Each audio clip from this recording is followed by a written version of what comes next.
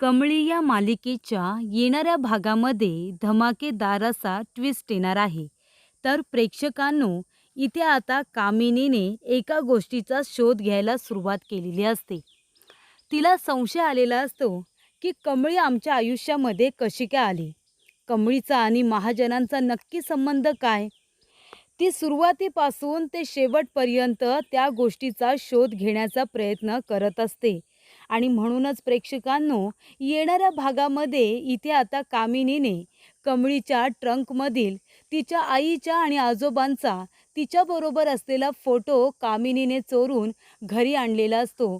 पण तो फोटो राजन आणि अन्नपूर्णाच्या हाती लागलेला असतो. त्या दोघांनी इथे कामिनीला रंगेहात त्या फोटोबरोबरच पकडलेलं असतं. तर प्रेक्षकांनो, येणाऱ्या भागामध्ये कशा पद्धतीने या गोष्टी पुढे घडत जातात आपण सविस्तरपणे बघूया. तर प्रेक्षकांनो, इथे आता कमळी हिला घरातून बाहेर काढण्यामध्ये कामिनी यशस्वी झालेली असते. पण कमळीचा चॅप्टर अजून काही संपलेला नसतो. कारण अन्नपूर्णाला कमळी ही नात म्हणून खूपच जास्त आवडलेली असते. पण जेव्हा तिला कळतं की कमळी माझी नात नाही आहे, तिचे आणि राजनचे DNA रिपोर्ट हे राजननी बदलायला सांगितले होते, हे सत्य कामिनी साखरपुड्याच्या दिवशी अन्नपूर्णाच्या समोर आणते. आणि तेव्हा अन्नपूर्णाला राग येतो आणि ती कमळीला घरातून हकलून देते. त्यानंतर प्रेक्षकांनो, कमळीची नवीन कहाणी सुरू होते. कॉलेजमध्ये सुद्धा तिला शिकू न देण्यासाठी कामिनीने खूप प्रयत्न केलेले असतात. पण कमळी धीराची असल्यामुळे ती सगळ्यांच्या इथे आता संकटांना तोंड देत सगळ्यांच्या विरोधात जाऊन ती आपल्या शिक्षणासाठी सुद्धा स्टँड घेते.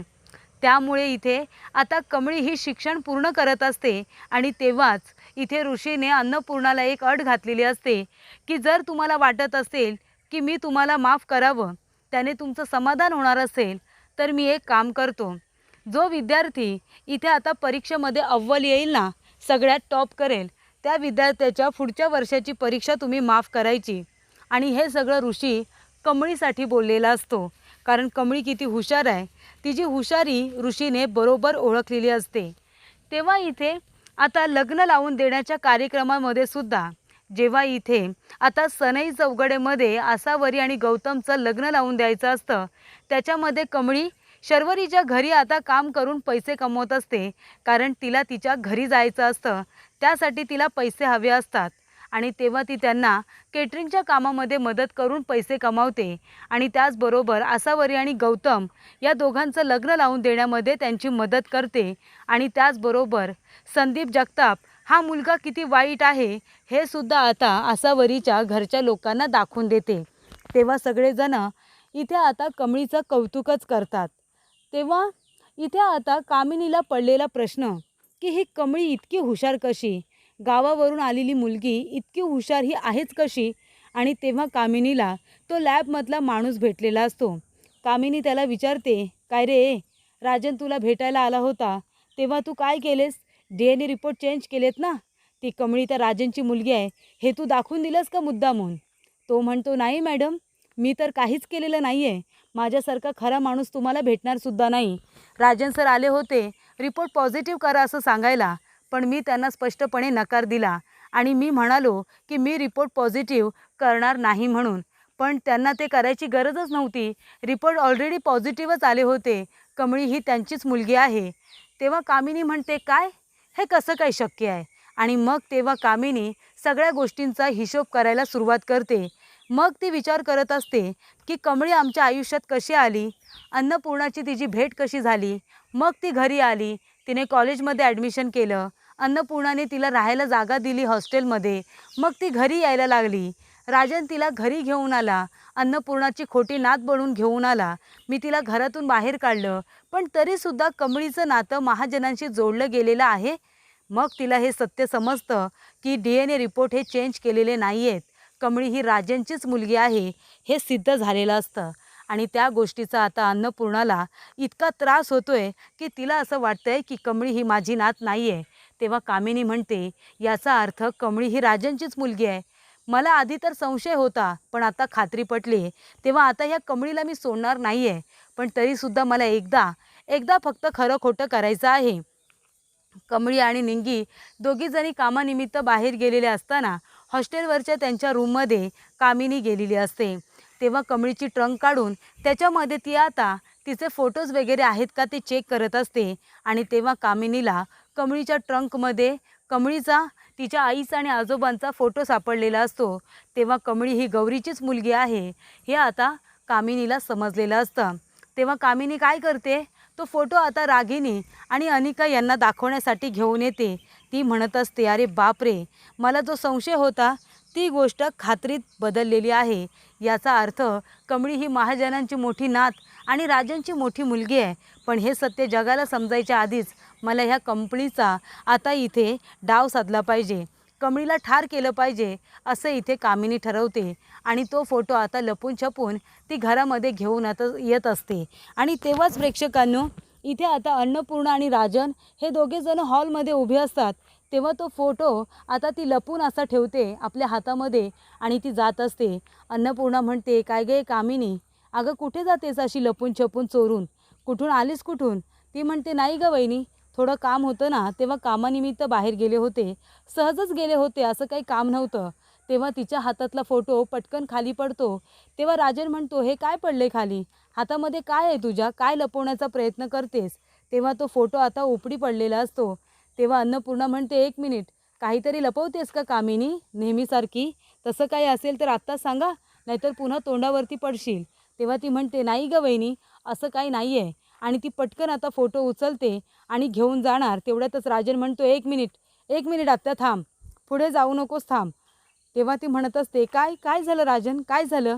आणि तेव्हा राजन येतो आणि तिच्या हातातला फोटो हिसकावून घेतो आणि म्हणतो, या फोटोमध्ये मला माझी जवळची व्यक्ती आहे असं वाटलं. आणि तो फोटो बघतो तर त्याच्यामध्ये जवळची व्यक्ती म्हणजे गौरी आणि कमळी आणि तिचे आजोबा हे तिघेजण असतात. तेव्हा राजन म्हणतो, हे सगळं काय आहे, सांग ना, काय आहे आत्या? हा तर फोटो माझ्या कमळीचा आहे आणि त्याचबरोबर माझी गौरी तिच्याबरोबर काय करते, हा फोटो तुला कुठे सापडला? ती म्हणते, अरे नाही, हा कसला फोटो घेऊन बसलास, फालतू फोटो आहे तो, फाडून टाक. तेव्हा अन्नपूर्णा म्हणते, बघू दे. आणि अन्नपूर्णा बघते तर काय प्रेक्षकांनो, इथे आता तो फोटो असतो त्याच्यामध्ये गौरीबरोबर कमळी असते आणि त्याचबरोबर तिचे आजोबा असतात. तेव्हा अन्नपूर्णाला आठवतं, अरे मला कमळी नेहमी सांगायची की तिची आई आणि त्याचबरोबर तिचे आजोबा यांचं बॉन्डिंग खूप छान आहे म्हणून.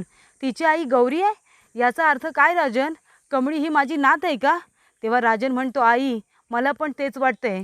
आता आपल्याला सर्व प्रश्नांची उत्तरं आत्याच देईल. कामिनी, लवकर सांग, हा फोटो तुला कुठे मिळाला? तेव्हा कामिनी म्हणते, अरे हा फोटो मला बाहेर पडलेला भेटला, मला सुद्धा धक्का बसला, म्हणून तर मी घेऊन आले ना. तेव्हा अन्नपूर्णा म्हणते, राजन लवकरात लवकर कमळीला भेटायला हवं. जर गौरीची मुलगी कमळी असेल ना तर तीच आपली नात आहे, पण हे कमळीला पण माहिती आहे की नाही? आणि जर माहिती असेल तर ती खोटं का बोलली राजन? राजन म्हणतो, आई ह्या सर्व प्रश्नांची उत्तरं आपल्याला एकतर गौरी देईल किंवा कमळी देईल, पण ही गोष्ट आपल्याला इथे आता का लपून ठेवण्यात आली आणि इतकी उशिरा का कळली हे सुद्धा शोधून काढायला हवं. या सगळ्याशी कामिनी आत्याचा काहीतरी संबंध आहे असं राजनला वाटत असतं. तेव्हा इथे अन्नपूर्णा म्हणते की राजन, लवकरात लवकर मला त्या लॅबमध्ये घेऊन चल जिथे तू DNA टेस्ट करायला रिपोर्ट दिले होते. तेव्हा इथे राजन तिथे घेऊन जातो अन्नपूर्णाला. तेव्हा त्या लॅब टेक्निशियनला विचारलेलं असतं की जेव्हा तू राजनचा आणि कमळीचा DNA रिपोर्ट दिला होतास तो पॉझिटिव्ह होता, तू याच्या सांगण्यावरून तो पॉझिटिव्ह केला होतास का? तेव्हा तो माणूस म्हणतो, नाही मॅडम, यांच्या सांगण्यावरून मी काहीच केलेलं नाही आहे. आमची लॅब प्रामाणिक आहे, खरे रिपोर्ट देते. म्हणूनच मी सरांना तेव्हाही सांगितलं होतं की जो रिपोर्ट येईल तो तुम्ही ॲक्सेप्ट करा, तुमच्या म्हणण्यानुसार बदलला जाणार नाही. आणि रिपोर्ट पॉझिटिव्हच होता. त्या रिपोर्टची मला एक प्रत हवी, मिळेल का? तेव्हा इथे राजनचं नाव टाकलं जातं आणि राजनच्या नावाने तो रिपोर्ट पुन्हा एकदा काढला जातो. त्यांच्या सिस्टीमला असल्यामुळे तो लगेचच मिळतो. त्यामुळे इथे परत आता अन्नपूर्णाला कळलेलं असतं की कमळीचा रिपोर्ट हा DNA रिपोर्ट जो पॉझिटिव्ह आलेला आहे तो त्यांच्या बदलण्यामुळे नाही, तर खरोखरच कमळी ही राजनची मुलगी आहे हे सिद्ध झालेलं असतं. त्यामुळे प्रेक्षकांनो, कामिनीमुळेच इथे राजन आणि गौरी एकमेकांपासून वेगळे झालेले असतात आणि इथे कमळी आणि अन्नपूर्णासुद्धा वेगळे झालेले असतात. पण कामिनीच्या मूर्खपणामुळे उशिरा का होईना पण अन्नपूर्णाला खूप मोठं सत्य समजलेलं असतं की कमळी ही तिची खरी नात आहे आणि गौरी ही तिची सून आहे. ही गोष्ट आता तिला समजलेली असते आणि त्यामुळे इथे आता अन्नपूर्णाने राजेंला सांगितलेलं असतं की कमळीला लवकरात लवकर घरी बोलावून घे, निंगीलासुद्धा बोलव, मला माझ्या नातीला कडकडून मिठी मारायची आहे. माझी आता कमळी ही नात आहे हे सत्य तिला बरोबर योग्य वेळी समजलेलं असतं. कामिनीच्या मूर्खपणामुळे का होईना पण अन्नपूर्णाला तिची नात ही मिळालेली असते.